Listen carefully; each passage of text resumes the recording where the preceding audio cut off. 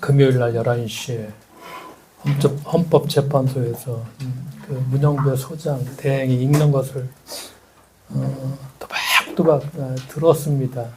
그러면서 시민들의 저항, 또 군경의 소극적인 임무 수행이 계엄을 해제할 수 있는 그런 어떤 기폭제라고 할까, 방파제가 되었다고 할까. 민주주의를 지킨다는 것이 참 쉽지는 않구나. 왜냐, 아시아를 우리가 한번 쫙 살펴보았습니다. 아시아에서 민주적인 나라가 거의 없습니다. 일본 한 번도 정권 바뀌지 않았습니다. 지도를 한번 저 세계 지도를 쫙 그려놓고 보면은 이 민주적인, 아직도 아시아는 많은 나라가 군부, 미얀마 같은 데는 저렇게 지진이 났음에도 지금 반군하고 정부군하고 군인들이 정치하고 있죠. 아프리카, 여러분 어떻습니까? 말할 것도 없죠. 남미, 그나마 그래도 민주주의가 작동된다는 나라들이 유럽에 있어서도 전부가 아니라 유럽에 있어서 몇 나라일 정도입니다. 미국, 우리가 미국이 민주적인 것이 제대로 작동된다고 이제 말하지 못하잖아요.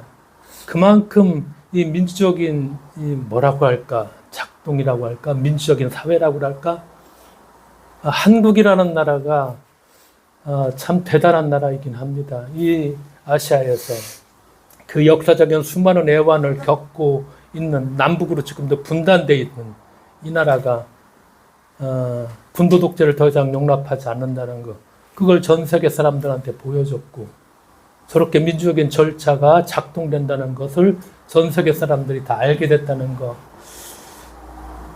쉬운 일은 아니었는데, 그동안 우리가, 우리 이전에 많은 분들이 민주주의를 가꾸기 위해서, 이것을 일어나기 위해서 그분들이 흘린 어떤 희생들, 그것이 헛되지 않았구나. 그리고 이런 민주주의를 우리가 잘 지켜나가야지 사람이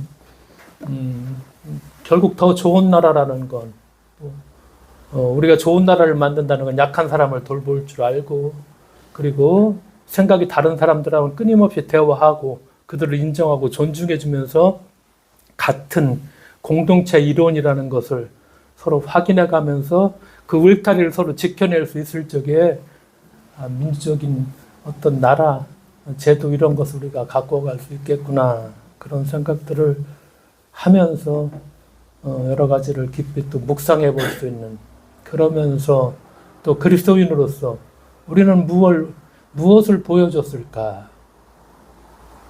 교회가 보여줬던 역할들은 무엇이었을까?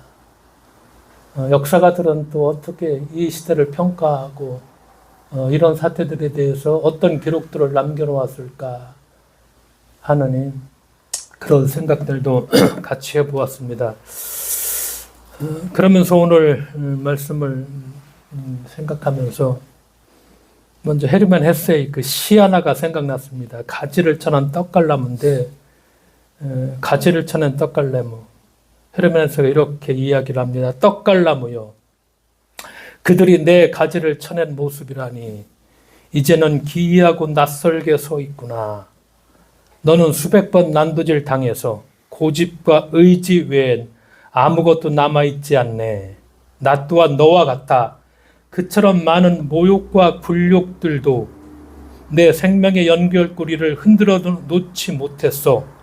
그리하여 매일 나는 셀 수 없는 모욕 너머로 새로운 빛을 향하여 내 이마를 내민다.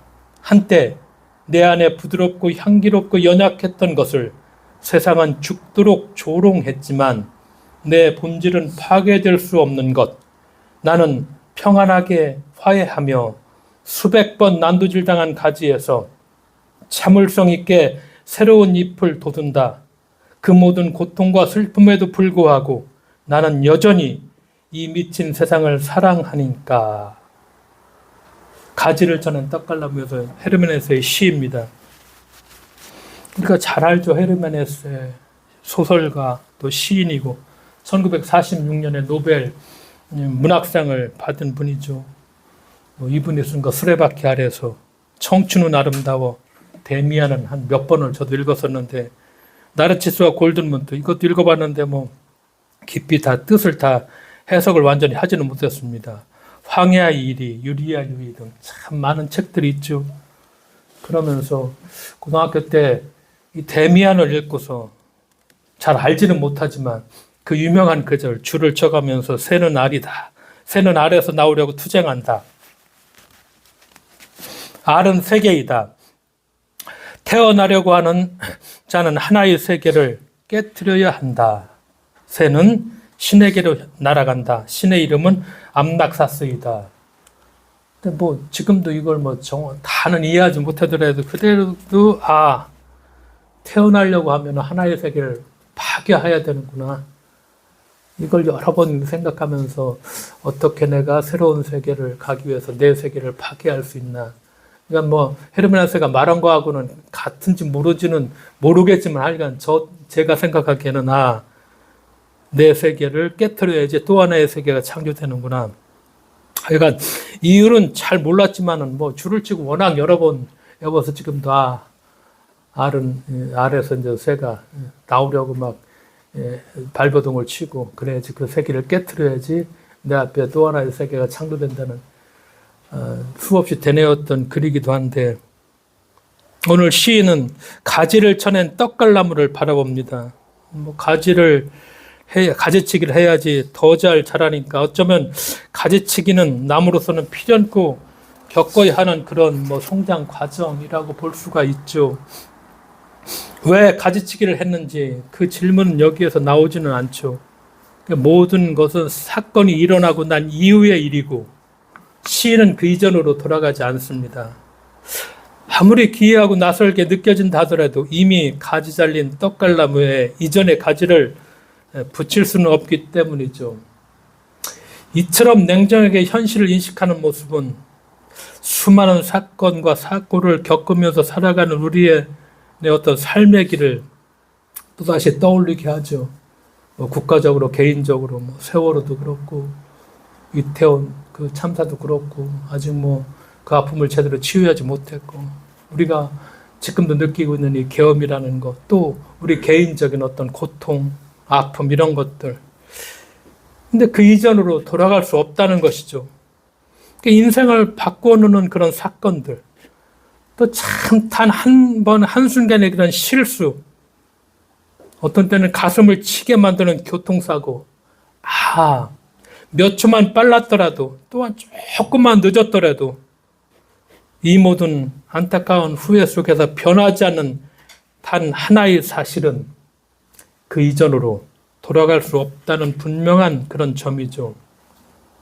그래서 시인은 가지가 잘린 떡갈나무에게 왜 잘렸는지 묻지 않고 거기에서 새로운 잎을 피워나는 방식을 이야기하죠. 수백 번의 난도질에도 불구하고 든든히 버티고 서 있는 떡갈나무의 그 고집과 의지, 아무리 흔들어도 변하지 않으리라는 믿음.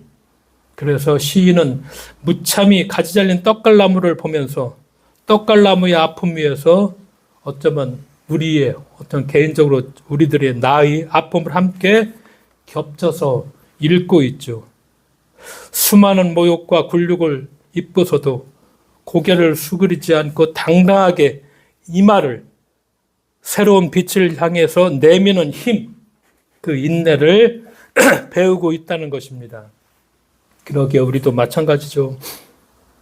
우리가 각자 또 나라는 어떤 개인이 그처럼 많은 모욕과 감당하기 힘든 상처에도 기죽지 않고 우리가 새로운 빛을 향해서 그렇게 나아간다는 것. 그래서 시인은 한때 내 안에 부드럽고 향기롭고 연약했던 것을 세상은 죽도록 조용했지만 내 본질은 파괴될 수 없는 것. 담담하고 좀 그런 선언은 이 선언이 좀 조용하지만 그러나 그 어떤 말보다 울림이 크게 다가온다는 것. 그래서 어지러운 혼돈과 아픔 속에서도 평화를 우리가 되찾을 수 있고 참을성 있게 새로운 일을 틔울 수 있다는 것입니다. 수백 번 난도질한 가지에서 태어난 그리고 피어나는 새로운 잎은 그만큼 더 푸르고 단단하게 열매로 맺을 것입니다. 그 모든 고통과 슬픔에도 불구하고 나는 여전히 이 미친 세상을 사랑한다는 고백이 헛되게 들리지 않는 것은 그 사랑이 그냥 사랑이 아니라 모든 슬픔과 고통 또 굴욕을 거쳐 지나온 사랑이기 때문에 미친 세상이지만 그러나 이 미친 세상을 내가 사랑한다. 흉하게 가지를 쳐는 떡갈나무를 보면서 시인이 다다른 인식은 이 세상은 살아가는 우리 모두에게 정말 좀 깊은 울림으로 다가옵니다. 그러면서 이 세상은 이해할 수 없는 고통과 아픔으로 가득 차 있죠. 이것이 우리들의 삶입니다. 알아보려고 하더라도 조금 알을 수 있겠죠. 알 수 없는 고통, 저게 왜 일어났을까? 저 아픔이 왜 저렇게 시작이 됐을까? 그러니까 이 모든 고통과 불행에 대해서 우리는 답을 다 얻을 수가 결코 없죠. 하지만 답을 얻지 못한다 해도 포기할 수 없다는 것. 우리에게는 그 모든 고통과 슬픔에도 불구하고 이 미친 세상을 잘 살아가야 할 의무가 여전히 우리에게 남는다는 것입니다. 그래서 생을 다하는 순간까지 이 미친 세상을 끌어안고 어떻게든 고치고 다독이며 살아야 할 의무가 우리에게 있다. 그래서 오늘도 그런 우리의 삶을 오늘도 살아가고 있다. 헤르멘에서 이 짧은 시를 통해서 여러 가지를 좀 생각해 볼 수가 있었습니다. 그러면서 오늘 이스라엘 역사를 우리가 읽었죠.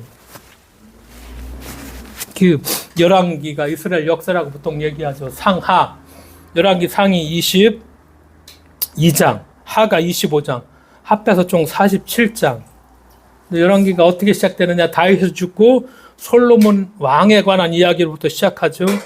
그래서 열왕기에 보면 이스라엘의 왕들, 유다 왕이 20명, 그 다음에 북쪽 이스라엘 왕이 19명, 39명입니다. 근데 솔로몬 왕이 11장까지가 전체 그 솔로몬의 이야기이기 때문에 47장에서 11장 전체의 4분의 1 정도를 솔로몬 왕에 대해서 이야기를 합니다. 우리가 열왕기서를 읽을 적에 단순히 이것이 역사라기보다는 왕들의 행적에 관한 어떤 사실의 기록이라기보다는 신학적인 문제의식을 갖고 특정한 관점에서 기록한 책으로 이걸 읽어야 된다는 그런 이야기입니다. 신학적인 문제의식, 바로 신학적인 질문입니다. 뭐냐면은 이 열왕기서를 최종적으로 편집한 사람들이 살던 때 그 사람들이 갖고 있었던 거. 그 열왕기서는 그 책을 읽을 청중들이 품고 있었던 괴로운 질문. 지금 이것이 편집되는 시기가 바벨론 포로기 때 있는데, 야, 도대체 이 선민이라는 나라가 왜 이렇게 성전은 파괴다 우리가 이렇게 포로로 잡혀와야 됐고, 왜 우리가 이런 신세를 지고 있는가? 왜 우리가 이렇게 고통스러운 이런 이 선민이라고 한 우리가 이런 처지에 놓여 있는가? 이 괴로운 질문에 대한 답을 주기 위해서 역사를 소재로 기록한 책이라 이렇게 볼 수가 있죠. 우리는 조선왕조 실록이라는 것이 있죠. 엄격한 그래도 그 역사적 기록이라고 보죠. 왕들이 반드시 죽고 난 다음에 사관들이 체계적으로 서술한 방대한 역사책이죠.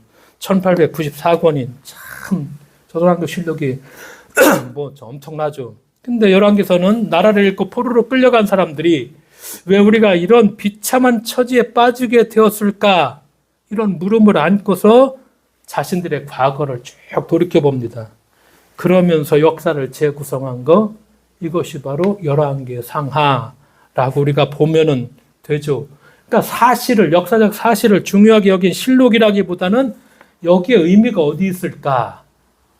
의미를 중요하게 여긴 역사책이라기보다는 신학적인 책이다. 이렇게 얘기할 수 있죠. 솔로몬에 관한 이야기도 마찬가지입니다. 오늘 본문에 보니까 솔로몬이 영화에 대해 이러면서 솔로몬의 시대 보면 더 이상 우리가 읽은 본문에 보면은 완벽한 그런 모습들을 우리에게 보여주죠. 그렇지만 그것이 단지 솔로몬을 찬양하려는 목적을 갖고 이야기하는 것이 아니고 이 솔로몬의 영광에 대한 기록은 그 뒤에 이어지는 이야기를 통해서 그 영광보다 더 큰 것이 있는데 그 영광보다 더 큰 것이 무엇인가를 하는 물음을 염두에 두고서 기록한 것이고, 그러니까 오늘 우리가 생각해 보려는 것은 바로 그 물음, 솔로몬의 영광, 그것보다 더 큰 의미는, 그 영광보다 더 큰 것은 무엇일까? 이것을 생각하게 하고 이것에 대해서 성찰하게 하는 그런 뭐라고 할까, 책이라고 얘기할 수가 있겠죠. 이 물음은 솔로몬을 알기 위한 물음에서 오늘 우리 삶에 대한 물음이고, 이스라엘 역사 속에서 가장 풍요롭고 강력한 권력을 누렸을 뿐만 아니라 지혜에서 현근이었던 솔로몬. 그런데 정말 이 열왕기서에서 말하고자 하는 것이 무엇인가? 이걸 우리가 좀 제대로 알아보자는 것이죠. 그러면서 오늘 본문에 보면은 솔로몬의 영화로운 삶을 얘기하죠. 솔로몬의 시대 정말 풍족하고 평화로웠다. 인구가 바닷가의 모래알처럼 많았지만 아까 읽은 말씀, 먹고 마시는 것에 모자람이 없었고 백성들이 잘 지냈다. 그리고 모든 사람은 저마다 각자의 포도나무와 무화과나무 아래에서 평화를 누리며 살았다. 평화로운, 영화로운 그런 삶에 관한 성경의 전형적인 표현입니다. 이 풍요의 시대의 왕 솔로몬은 최고의 권력을 누렸죠. 나라의 영토가 최대한 확장되었고 국력이 강해서 전쟁을 치르지도 않게 되었고 주변국이 뭘 갖다 바쳤죠? 조공을 갖다 바쳤다. 근데 솔로몬이 누린 영광은 이러한 권력의 강성함 뿐만 아니라 하나 또 얘기하죠. 그의 지혜의 탁월함에 있었다. 그래서 솔로몬은 동양의 어떤 왕보다도 지혜로웠고 3,000가지의 잠언을 남기서 모든 백성과 지상의 모든 왕이 솔로몬의 지혜를 듣고 배우려고 몰려왔다. 이렇게 말씀을 합니다. 그런데 솔로몬에 관한 이야기는 바로 이런 절정기에 그치지 않고 그 이야기를 모두 마치게 되는 11장의 매우 비극적인 이야기로 끝을 냅니다. 솔로몬이 누렸던 영화로움이 도리어 하나님을 잃어버리는 혹은 잊어버리는 계기가 되었고, 그것은 솔로몬의 개인의 위기로 끝나지 않고 어떻게 되죠? 남과 북이 분열되고 평화가 파괴되는 그런 결과, 그런 이야기로 이어지죠. 그러기에 오늘 본문 열왕기상 4장은 솔로몬의 삶의 끝에 관한 묘사가 아니라 과정 중에 있었던 이야기죠. 그래서 그 인생 전체를 볼 적에 보다 더 중요한 것을 말하기 위한 한편의 좀 단면, 이것이 오늘 본문입니다. 본문 이전, 그러니까 4장 이전의 이야기는 솔로몬이 참 괴로운 삶이죠. 왜냐? 솔로몬은 매우 불안정하고 괴로운 삶을 살아야 했죠. 풍요 속에서 지혜를 논하는 사람 이야기보다는 권력의 암투죠. 내가 이 권력을 주기 위해서 여기를 어떻게 뚫고 나갈까 하는 무시무시한 인물로 묘사가 되죠. 솔로몬의 삶이 평화롭게 시작될 수 없었던 것은 솔로몬이 왕이 되기 아주 불안한 위치에 있었기 때문이죠. 아버지 다윗에게는 여러 명의 아내가 있었죠. 그 사이에 아들이 몇 명 있었느냐? 19명이 있었습니다. 그 가운데 훌륭한 사람들이 꽤 있었죠. 우리가 잘 아는 사람 있죠. 왕실은 이러한 복잡한 관계 속에서 솔로몬이 왕권을 거머쥔다는 것은 결코 쉬운 일이 아니었죠. 솔로몬의 별다른 형들이 먼저 왕위를 당연히 넘보고 있었죠. 우리가 잘 아는 압살롬, 참 멋진 형이죠. 뛰어난 왕자였습니다. 그래서 성경은 이렇게 말하죠. 온 이스라엘 가운데 압살롬 같이 아름다움으로 크게 칭찬받은 자가 없었다. 그는 발바닥부터 정수리까지 흠이 없었다. 원빈 저리 가라였을 정도로 흠이 없었다는 거죠. 발가락부터 정수리까지 이렇게 멋진 사람이 압살롬이죠. 근데 압살롬은 욕심이 있었죠. 아버지를 배반하고 쉽게 말하면 쿠데타를 일으켰죠. 그래서 실제로 아버지 다윗을 예루살렘 성에서 몰아내고 잠시나마 왕이 될 수 있었습니다. 그러나 결국 압살롬은 누구죠? 아버지의 오른팔 요압에게 결국 죽고 말죠. 이렇게 압살롬이 죽습니다. 두 번째는 누가 있죠? 아도니아라는 형. 근데 아도니아는 다윗의 깊은 신뢰를 받은 넷째 아들이었습니다. 열왕기상 1장 6절에 보면은 아버지 다윗은 이 넷째 아들 아도니아가 이렇게 자라는 동안 한 번도 책망을 하지 않았을 정도로 아꼈다. 그래서 아버지 다윗이 늙어서 국정을 제대로 보지 못할 때 아도니아가 스스로 왕이라고 선포를 한 것에 대해서 주변 사람들은 어쩌면 당연하게 여겼다. 아도니아가. 그러니까 두 명의 제사장 중 아비아달이 아도니아의 편이 되었습니다. 그리고 수십 년 동안 아버지를 그 오른팔으로 일했던 장수 요압이 바로 아도니아를 도왔습니다.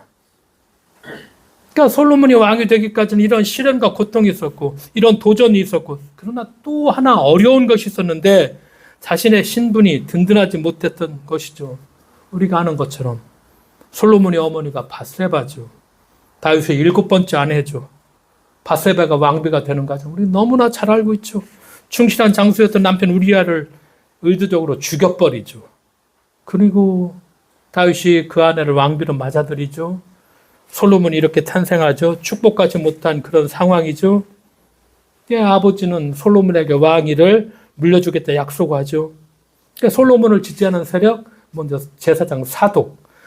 사독이 솔로몬 편이 되고, 나이들은 요압을 보위했던 젊은 장수 분하야가 솔로몬의 곁에 있었고, 무엇보다 솔로몬에게 좀 유리했던 것이 아버지 다윗의 정신적 스승이었던 예언자 나단이 솔로몬 편이었습니다.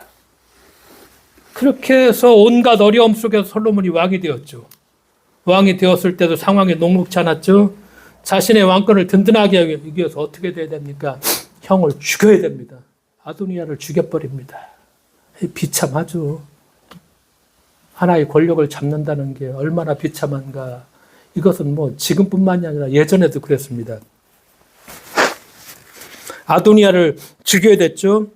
그러기 위해서 아도니아를 지지하는 제사장 아비아를 쫓아내버리고 자기를 지원하던 사독을 대제사장으로 앉히죠. 그리고 최고의 걸림돌이었던 누구를 죽이죠? 요압을 죽여버립니다. 그러니까 솔로몬이 얻은 권력이라는 것이 평화롭게 주어진 것이 아니라 칼부림과 피로 얼룩진 숙청을 통해서 얻었다는 것. 우리가 오늘도 권력의 비정함이라는 것을 우리가 좀 명확하게 알아야 될 그런 사실들이 있죠.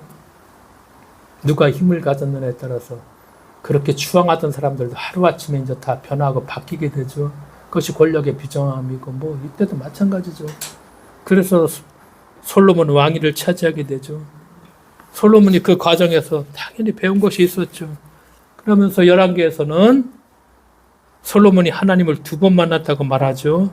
첫 번째 만남에서는 솔로몬이 하나님에게 뭘 달라고 얘기하죠? 지혜를 달라고 얘기해서 지혜를 얻고, 그래서 솔로몬이 아주 지혜롭게 판결한 이야기가 3장 본문 이전에 나오죠. 그러니까 오늘 본문에 기록된 솔로몬이 누린 영광스러운 삶은 바로 이 두 가지 모습을 갖고 있죠. 한편으로는 솔로몬의 영광이란 그 권력을 향한 아주 그냥 비정한 투쟁을 통해서 얻은 결과이고, 다른 한편으로는 어떤 지혜로운 사람에게 주어진 보상이라는 점. 그러니까 대부분의 삶에서 획득한 영광 역시 이러하죠. 비정한 권력 투쟁과 그 가운데서 뭐라고 할까, 지혜롭다는 거. 결국 그 사람이 이제 이 권력을 쥐어주게 되죠. 그래서 본문 이후의 내용은 영광스러운 삶에서 평화가 파괴된 상황 속으로 이제 들어가게 되는 것이죠. 그러니까 오늘 본문의 이야기 다음에도 5장, 6장은 이제 성전을 건축하는 이야기, 5장에서 8장까지가 솔로몬이 성전을 건축하는 이야기. 그러니까 성전 건축이라는 것이 단지 뭐 건물을 짓는 행위가 아니라 하나님을 향한 진실된 마음을 상징했다고 볼 수가 있고, 그 다음에 성전 건축을 완공한 다음에 하나님이 한 번 더 나타납니다. 두 번째 솔로몬에게 나타납니다. 그러면서 솔로몬에게 축복을 해주는데, 그런데 여기에서는 하나의 단서를 반드시 이렇게 달아둡니다. 내가 일러준 계명과 가르침을 따라서 살면 영원히 복을 받을 것이지만, 내가 아닌 다른 신을 숭배하면 멸망하고 말 것이다. 두 번째 나타나서는 조건을 달죠. 축복해주지만 그러나 내가 만약에 다른 신을 숭배하면 멸망하고 말 것이다. 그래서 솔로몬은 얼마간 하나님의 말씀을 따라 살아가지고 지혜를 뽐내게 되니까 스바 여왕이 찾아오고 방문하게 되고 풍요로운 삶을 누릴 수 있었다는 것이 열왕기상 10장까지 이야기죠. 그런데 그러한 삶은 계속되지 못하죠. 풍요는 우리는 다시 배우게 되죠. 타락의 계기가 되고 영광이라는 것이 자신만을 위한 것이 되면서 솔로몬의 삶은 비극을 낳게 된다는 것. 이것이 솔로몬에 관한 마지막 기록인 11장의 이야기입니다. 풍요로웠던 솔로몬은 외국 여인들과 무수히 결혼해서 700명의 후궁을 두고 300명의 첩을 두었고 열왕기상 11장 3절 이야기죠. 또 당시 이스라엘 관점에서 볼 때 우상으로 여기던 그런 신들, 그 신들은 풍요의 신 아스타롯과 아세라 이걸 들여오죠. 그리고 권력과 살육의 신 밀곰, 몰록, 그모스 이런 신들을 왕실에 데리고 오고 그 신들을 섬기게 되죠. 그래서 솔로몬에 관한 마지막 이야기는 이렇게 해석될 수 있겠죠. 솔로몬의 영광은 본래 풍요와 지혜가 결합된 것이었는데 솔로몬이 하나님을 아는 지식을 잃어버리고 1초 권력을 이용해서 풍요만을 쫓다가 파멸로 빠지고 말았다. 이것이 열왕기 기자가 솔로몬의 이야기를 통해서 우리에게 들려주고자 하는 아주 핵심적인 내용이죠. 그러면서 솔로몬의 이야기를 마치고 난 12장부터는 이제 열왕기서는 이스라엘이 솔로몬의 영광을 회복하지 못하고 결국 나라를 잃고 파멸한 이야기로 이렇게 끝을 맺죠. 그래서 우리가 전체 열왕기서 상하의 줄거리를 짧게 얘기한다면은 우리가 먼저 솔로몬의 영광이죠. 솔로몬의 삶의 영광에 관한 극적인 이야기를 이렇게 영광스러웠다.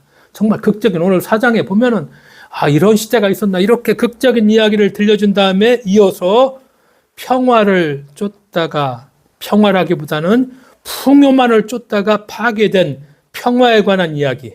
그래서 남북이 분열된 이야기 그렇게 이어지도 그 분단의 시대에 본격적으로 나타나기 시작한 예언자들의 목소리를 듣지 않자 결국 나라가 멸망하게 되었다. 그러니까 열왕기서는 그 파멸의 시간을 보내던 사람들, 나라를 잃어버린 사람들이 바벨론에 와서 역사를 되돌아보면서 우리가 왜 이렇게 되었나 그러면서 쓴 책이죠. 그래서 우리는 이것을 뭐라고 할까 신명기에서 이어지는 열왕기 상하에 이들이 이렇게 역사를 해석하는구나. 왜? 다시는 이렇게 돼서는 안 돼야 되기 때문에 지금 이렇게 비참한 처지에 놓여 있는데 이 비참한 처지가 된 원인이 무엇인가? 쫙 그 이야기를 들려주면서 다시는 이렇게 되지 말아야 한다 하는 어떤 다짐이라고 할까? 결이라고 할까? 우리가 다시 다시 살아야 되겠다는 신앙의 맹세라고 할까? 그런 의미에서 열왕기서가 쓰여지죠. 그러니까 그들이 스스로에게 물었던 것은 정말 솔로몬의 영광이 과연 무엇이었단 말인가? 과거를 회상하면서 신세 한탄이 아니라 무엇이 역사를 살아가는 올바른 선택인가? 우리가 어떤 선택을 해야 되는가? 그러니까 역사에 대한 성경의 가르침이죠. 그러니까 성경은 우리에게 이 물음을 계속해서 던집니다. 무엇이 참된 영광이냐? 영예로운 삶을 위해서 무슨 선택을 할 것인가? 그러니까 무엇과 무엇 사이의 선택인가? 예수께서 그래서 신약 성경의 이야기를 다시 끌어오면서 솔로몬의 영광을 얘기하죠. 예수님이 들의 백합화가 어떻게 자라는지 한번 살펴보아라. 수고하지 않는다. 수고도 하지 않고 길쌈도 하지 않는다. 그러나 내가 너희에게 말한다. 온갖 영화로 차려입은 솔로몬도 이 꽃 하나와 같이 잘 입지는 못하였다. 솔로몬의 영광을 다시 예수님이 끄집어냅니다. 그러면서 온갖 영화를 다 누렸지만 그러나 이 꽃 하나만큼 이거 못했다. 예수님의 솔로몬의 영광에 대한 해석이죠. 그러면서 우리에게 말씀하죠. 솔로몬의 영광, 들의 백합화를 비교하죠. 이렇게 딱 솔로몬의 영광이고 들의 백합화 무엇을 선택할 것인가 하는 문제. 근데 이 말씀에 앞에 나온 이야기의 결론이 이제 앞에는 이런 말이 나오죠. 누구든지 두 주인을 섬기지 못한다. 너희는 하나님과 암몬 재물이죠. 이걸 동시에 섬길 수 없다. 그러니까 솔로몬의 영광이라는 이 어떤 역사적인 시대, 그러면서 예수님께서 이야기를 다시 오면서 선택의 문제를 우리에게 던지시면서 무엇을 소중하게 생각할 것인지 니들이 선택해야 된다. 왜? 여기에 인생의 가장 큰 것이 달려있기 때문이다. 이 이야기를 하고 다른 하나는 하나님의 은총을 믿는, 그러니까 믿음에 관한 중요성에게 얘기하죠.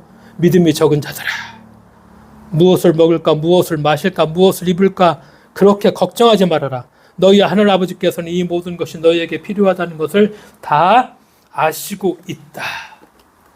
그러니까 오늘 솔로몬의 이야기로 이것과 관련된 것, 그러니까 풍요와 권력과 폭력의 신을 섬기면서 그의 영광은 사라지고 말았고, 근데 그런 선택을 했던 것은 하나님의 은총에 대한 믿음에서 멀어졌다는 것, 신뢰하지 않았다는 것.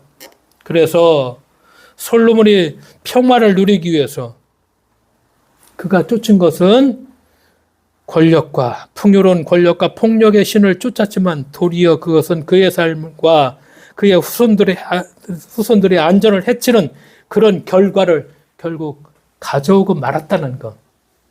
그러기에 오늘 우리들의 삶을 이스라엘 역사와 예수님이 이 솔로몬의 시대를 해석한 것을 2000년대를 살아가는 2000년대 후반기에 2000년이 지난 오늘 우리들의 삶 속에서 우리는 어떤 선택을 해야 될 것인가?